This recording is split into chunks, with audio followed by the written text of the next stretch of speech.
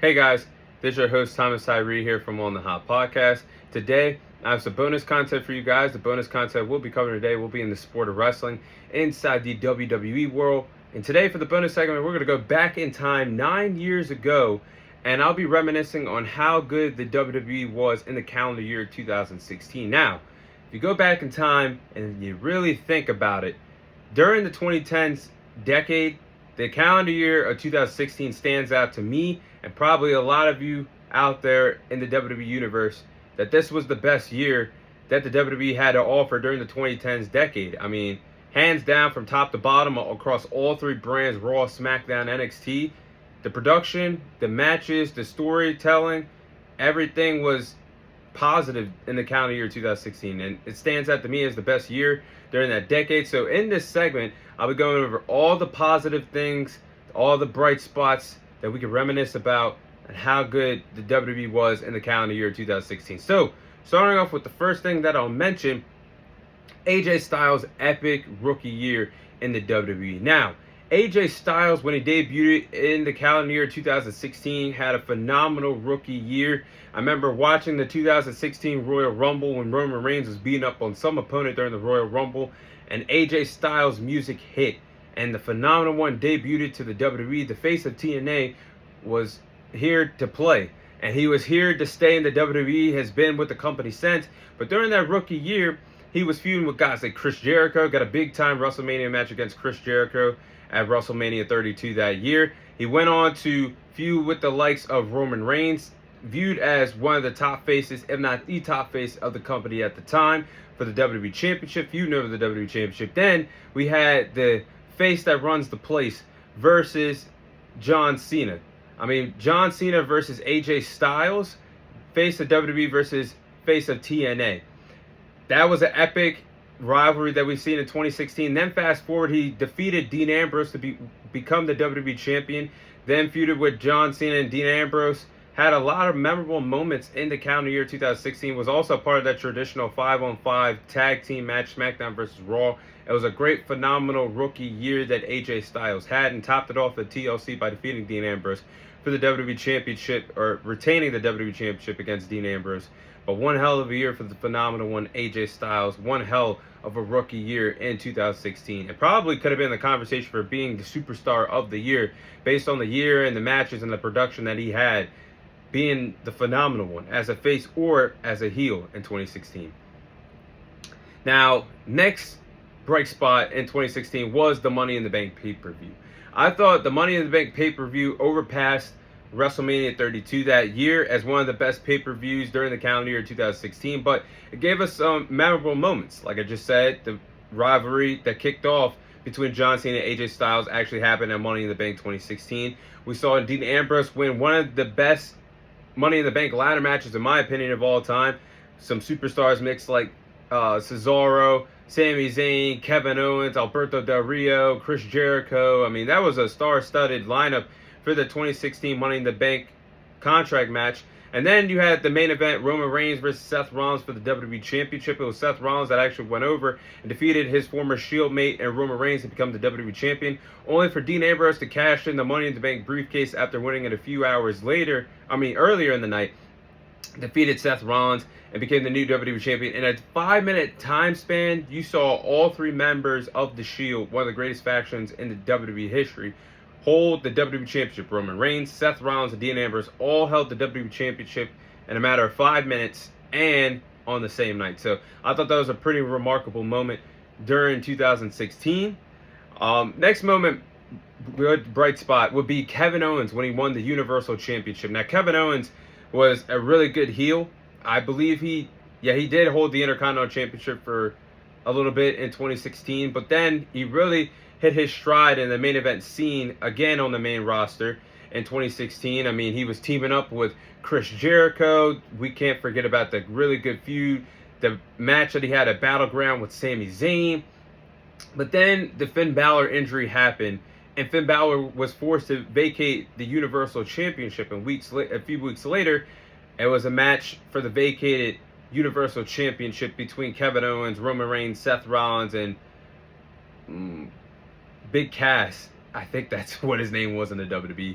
But that Fatal 4-Way match for the Universal Championship, it was a Fatal 4-Way Eliminator match. So when things got tight, you saw Triple H come to the ring. He pedigreed Roman Reigns, and basically Roman Reigns was eliminated. It came down to Kevin Owens and Seth Rollins, and we all thought that Triple H would assist his guy, Seth Rollins, to win the Universal Championship. But instead, Triple H turned on his former protege and Seth Rollins, gave him a pedigree. Kevin Owens cleaned up the scraps and became the new undisputed Universal Champion. I thought that was a good bright spot, and that's crazy to think that was Kevin Owens' only world title run in his WWE career. He deserves one more if he could come back from that neck injury. But man, Kevin Owens, I thought that was really a bright spot, a really cool moment, a breath of fresh air for someone that just won or just was on the main roster for a year and already became a world champion. So I thought that was a really good, well-deserved world title run.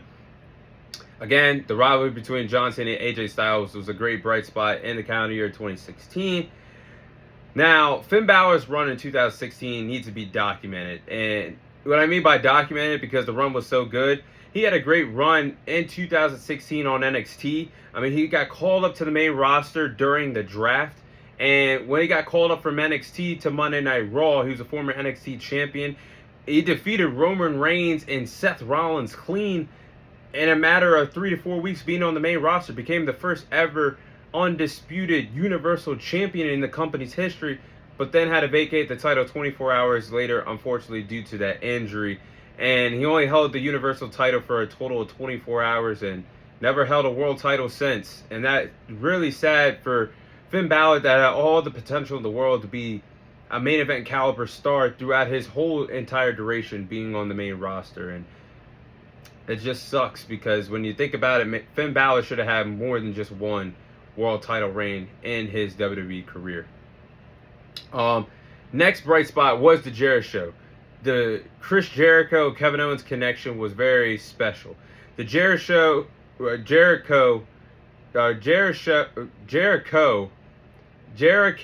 should say, was entertaining on Monday Night Raw. I mean, they were a breath of fresh air. The chemistry that they had together as heels, their chemistry together was very watchable to watch on a weekly basis, and very surprised that Kevin Owens and Chris Jericho, based on what they did together, having the bright spot, being the bright spot as heels on Raw. And at one point, Kevin Owens had the Universal Championship, Chris Jericho had the United States Championship, and they were dominating together on Raw. It's crazy to think that Kevin Owens dropped the Universal Championship to Goldberg at Fastlane in 2017, a month or so before WrestleMania 33, where you really should have had Goldberg versus Brock Lesnar. You could have had that as a 9-title match.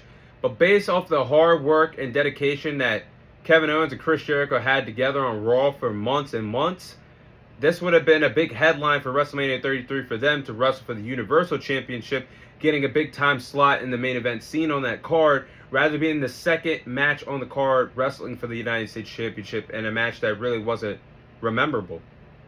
Big fumble by the WWE, and that goes to Vince McMahon kissing former legends and part-timers' asses in order to give them unnecessary world title reigns. Prime example of that. Dolph Ziggler versus The Miz. Their feud for the Intercontinental Championship was definitely a bright spot in 2016. We need more mid-card storylines like this. I mean, The Miz, former world champion, Dolph Ziggler, former world champion. They were just so desperate to prove who was the best over each other, and having great moments, great matches for the Intercontinental Championship. And I remember Dolph Ziggler had one of the most inspirational promos during the calendar year 2016, where he was cutting that promo from the heart, saying you can give and you can give and you can give, and it's just not enough at times. And that's how Dolph Ziggler's WWE career really went. And I remember he went as far as putting his WWE career on the line in order to win the Intercontinental Championship over The Miz. And that backlash match that The Miz and Dolph Ziggler had for the Intercontinental Championship in 2016 was one of the best matches, in my opinion, during the calendar year, and a great finish for Dolph Ziggler to finally defeat The Miz to become the new Intercontinental Champion. Great storyline, great feud. We need more out of this, out of the mid-card scenes nowadays in the WWE. Of course, another bright spot would be Sami Zayn versus Shinsuke Nakamura, their match at NXT TakeOver in Dallas in 2016. This is the debut of Shinsuke Nakamura to the WWE, and especially in the NXT brand. But Shinsuke Nakamura and Sami Zayn hit it out of the park. In my opinion, that is the best match in the WWE across all three brands in the calendar year 2016. That match was truly special, but it was a special moment for Shinsuke Nakamura. That's someone that dominated the scene in New Japan Pro Wrestling for years, to come over and defeat one of the best that NXT had to offer in Sami Zayn in his debut match, stealing the show and having the greatest match in the WWE in the calendar year 2016. Now, I will say something that really stood out to me during the 2016 year was brand supremacy. Monday Night Raw and SmackDown Live, the red brand and blue brand. I was a big fan of this growing up when brand splits mattered. For some odd reason, when we got to the calendar year 2011, from 2011 all the way to 2016, where we got the WWE draft again, brand supremacy really didn't matter, which pissed me off as a wrestling fan. And we just seen the WWE champion, different world champions, different champions appearing on different shows. Some wrestlers competing on two different shows, which really pissed me off, the brand supremacy and the brand split. But we got this back in 2016, and this was best for business because you have Monday Night Raw competing with SmackDown to be who was going to be the better brand. The brand split, the draft was pretty great. You had SmackDown take the WWE Championship, the Intercontinental Championship. They created their own SmackDown Tag Team titles, their own SmackDown Women's Division. Meanwhile, for Raw, I remember the triple threat match between Dean Ambrose, Roman Reigns, and Seth Rollins at Battleground for the WWE Championship. SmackDown got the WWE title, but Raw didn't have a world title, so they created a new world title, the Universal title. They had the Universal title, United States title, the Tag Team titles, and the new Raw Women's Championship.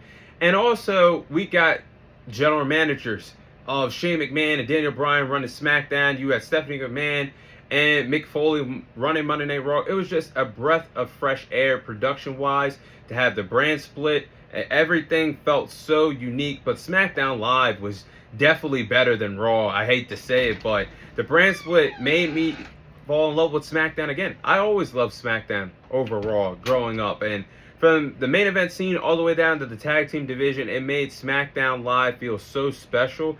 I mean, you had the WWE Championship feuds with Dean Ambrose and AJ Styles. You had the triple threat matches of Dean Ambrose, AJ Styles, and John Cena for the WWE title. You had the unique storylines of Randy Orton joining the Wyatt family, of Bray Wyatt, Luke Harper, and they ended up winning tag team gold.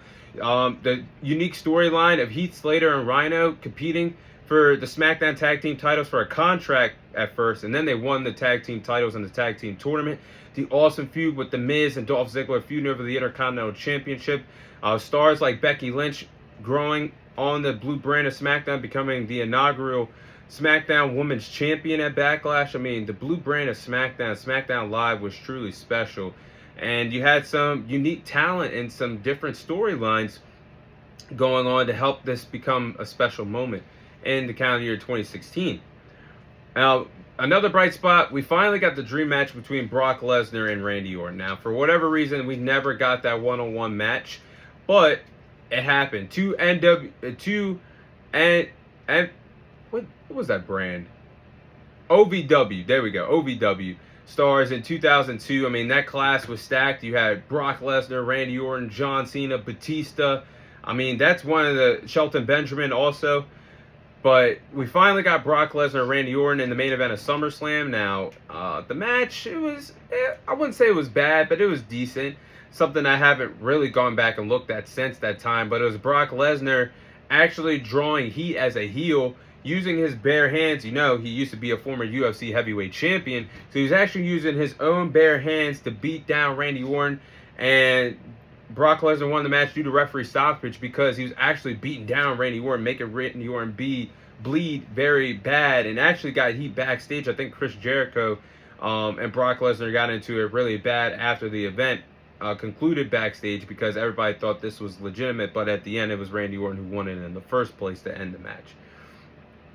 Bright spot again, honorable mention will be The Miz's incredible Intercontinental Championship reign in 2016, made the Intercontinental Championship feel prestigious, honor, and at times it felt like a world title the way how prestigious it was, and the title defenses that he was having, and the unique stories that he was having with Dolph Ziggler. And you could throw in that really good Fatal 4-Way match at Extreme Rules that year between The Miz, Cesaro, Kevin Owens, and Sami Zayn as well. So honorable mention for The Miz. The SmackDown vs. Raw 2016 Survivor Series traditional 5v5 match really hit home to me. Again, like I just was reminiscing about the brand split, that really hit home because you had the team of AJ Styles, Dean Ambrose, Bray Wyatt, Randy Orton, the SmackDown General Manager Shane McMahon represent SmackDown very strongly, and they defeated Monday Night Raw that had Kevin Owens, Chris Jericho, Roman Reigns, Seth Rollins, and Braun Strowman that year. So I thought that was a really good match as well. The Shield triple threat match at Battleground, I really wish we would have got that at WrestleMania, but it was pretty cool to see Dean Ambrose defend the WWE Championship against Roman Reigns and Seth Rollins at Battleground. I wish in a perfect world we could see that triple threat match one more time, especially with all three of the characters that are going on right now with Jon Moxley and AEW, the Tribal Chief Roman Reigns and Seth Rollins and his Oracle faction. I would have loved to see this triple threat match right now in real time in a professional wrestling ring. The Bar, the tag team of The Bar, Sheamus and Cesaro, it was a really good, unique way how this tag team was created. The best of 7 series between Sheamus and Cesaro. We should have more best of 7 series in the WWE today with programs and storylines, but it ended with them becoming a tag team and defeating the New Day for the tag team titles, ending what was the longest reigning tag team reign at the moment in WWE history when they took the tag team titles from the New Day in unique fashion.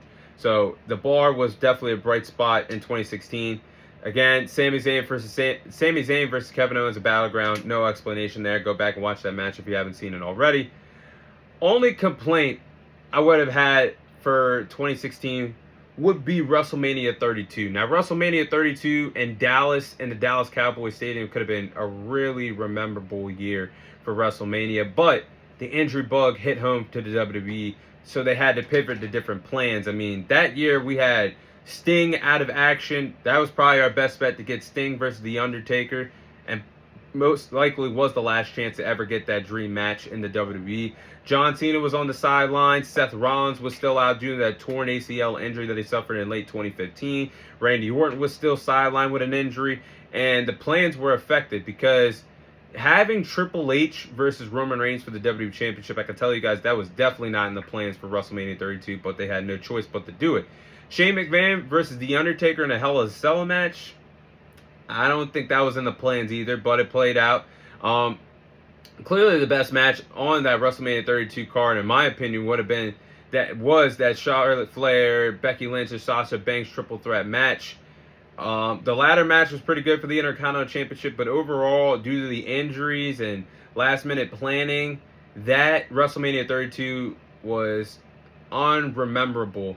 It's not really remembered as a great WrestleMania. Plus, that letdown of the match that we had between Brock Lesnar and Dean Ambrose, that dream match really did not deliver at all. And plus, Bray Wyatt was on the sidelines as well. So there was a lot of stars that were missing for WrestleMania 32 that year. But overall, the best year in the 2010s decade, 2016 was a really remarkable year. That is all the time I have for you guys today. Thank you guys for watching. Thank you guys for listening. This is your host, Thomas Tyree, signing off. And I'll see you guys on next week's episode.